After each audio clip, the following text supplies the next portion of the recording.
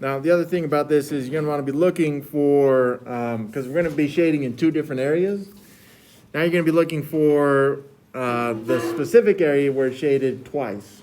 Okay, so again, it has to be true for both inequalities in this case, not just one of them. So it has to be shaded in both, from both lines.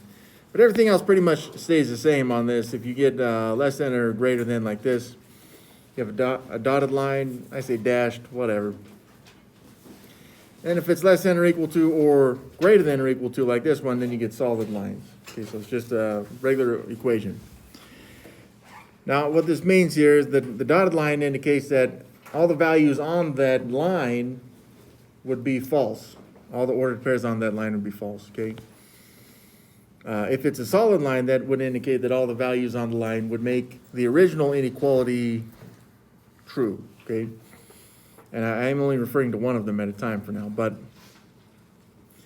so you do graph the inequality like an equation, put your y-intercept on there, use the slope to find the other points.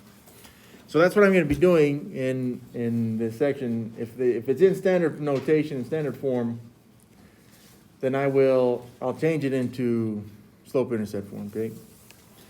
Now at the end, once you get everything graphed in terms of the lines, you got to choose a point on either side of the line, just like we've been doing.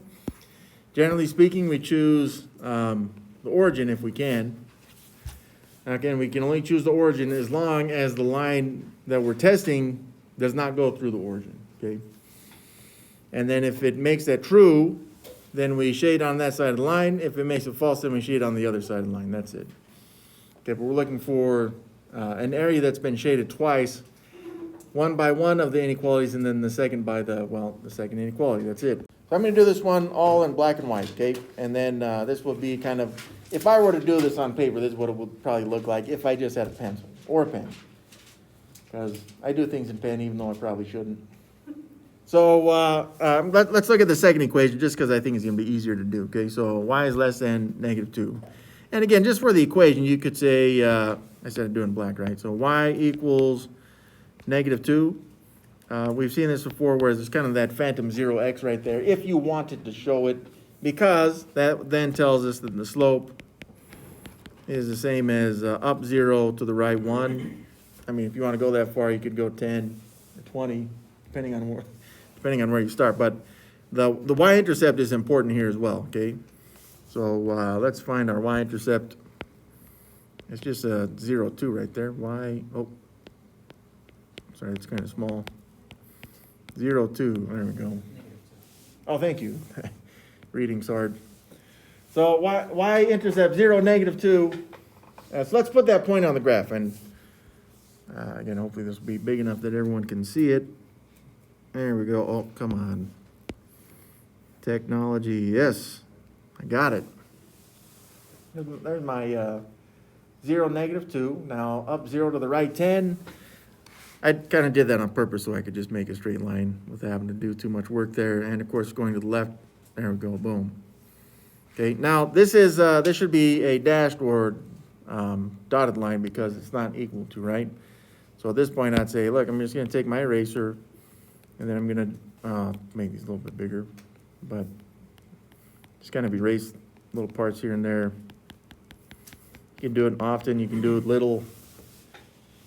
It's kind of like a Bob Ross moment right there. We're not trying to be, too precise on that, okay? So there we go. I got my dashed, or I guess it's a dashed line now. But I need to test one of the values, okay? And this is where the shading comes in, and try to be a little bit methodical about this, but I know that the line is not going through the origin at 0, 0, so I will be testing 0, 0. Okay, so in my original inequality, y is less than -2. I only have a y value to replace on that, which is nice, but I'm going to replace that y with 0. So this is saying 0 is less than -2. That's false. Since it is false, I need to shade the other side of the line. So, I'd say the top, right? So the test point was above, it's false. So I would need to shade below. Now, before you start just, jamming lines down here like this, I wouldn't do that, especially since I'm doing this with like pen or pencil, right?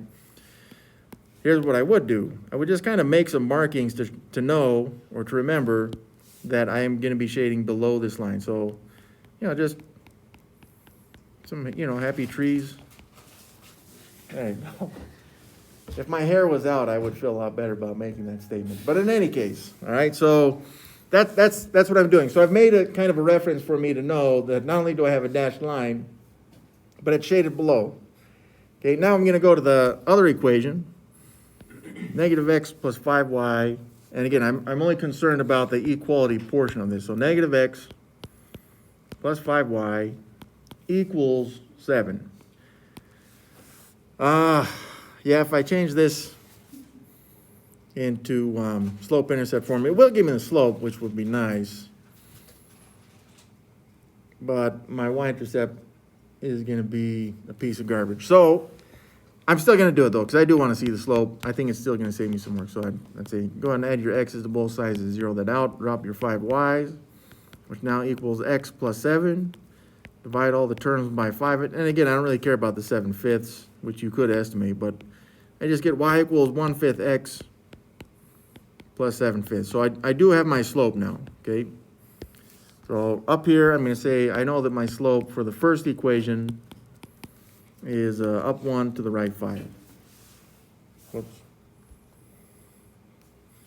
Okay, but I still need some ordered pair to work with. And it looks like, remember I made that mistake on the last equation. I see that the x-intercept should work very nicely for this one. So let's see, we had negative x plus 5y equals 7. And I'm going to replace the y with 0. Okay, so this is going to be the y value of my ordered pair. It's going to be 0.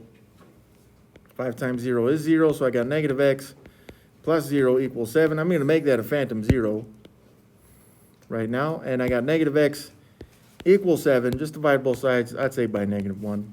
Some of you know to change the sign. That's fine too. X equals negative 7. So my corresponding x value here is negative 7. Negative 7, 0, I found it. It's right there. And for this line, we know the slope, because we found it already, is up 1 to the right 5. So up 1 to the right 5. Kind of got mixed up in that test point right there. Up 1 to the right 5. Up 1 to the right 5. I think that's all I can fit. And this one also will be a dashed line. So let's see. Okay, fair enough. So I don't actually see an intersection right now. That's okay. But let's go and make this a dashed line before I forget to do it. Again, whatever your method for making it dashed or dotted is really up to you. Okay. And so this line also does not go through the origin. So I get to test it. So I will test the origin here. Negative 0 plus 5 times 0. Greater than 7. That's my question mark. So yeah, this is all 0 on this side. So 0 is greater than 7. No, that's false. Okay, so that means that I would have to shade above that line. Oh, what the crap, man. Well, this one intersects off the graph. Let's see if we can make some sense out of what's going on here. Okay, so that line, let's pretend like I drew a nice line right there and another nice line right there. Okay, and they're both dashed. It indicates that the actual intersection between these two would be this section right here. And I know it's getting real sloppy. I'm sorry. I didn't expect it to intersect off the graph.